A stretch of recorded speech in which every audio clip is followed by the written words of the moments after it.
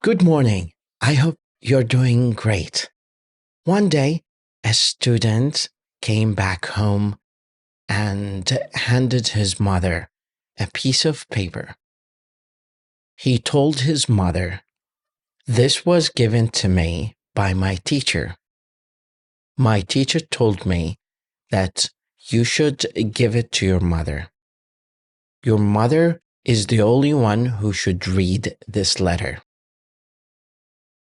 His mother opened up the folded piece of paper, and she was tearful when she was reading it. The mother said, "Your son is a genius. This is a relatively small school for him, and we do not have the skillful teachers to teach him.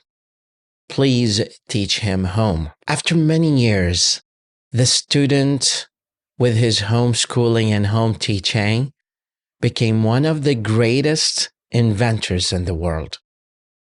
His mother passed away, and one day he came back to look for some items in his old home. He entered his mother's room. Suddenly, he saw a folded paper in the corner of a drawer in a desk. He opened the folded paper. The folded paper read, "Your son is adult or mentally ill. We won't let him come to school anymore."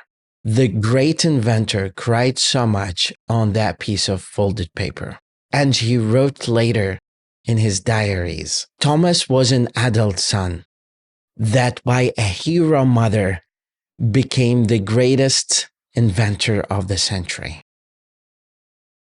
Even though the story is not accurate, but we often see this kind of stories everywhere. Without the motivation of parents and the encouragement of mothers to their sons and daughters, without love of parents, support, and understanding, kids are not going to be able to achieve their goals. Mothers are the greatest human beings in the world. Their encouragement, love, and energy radiates in every one of us. Thank you very much.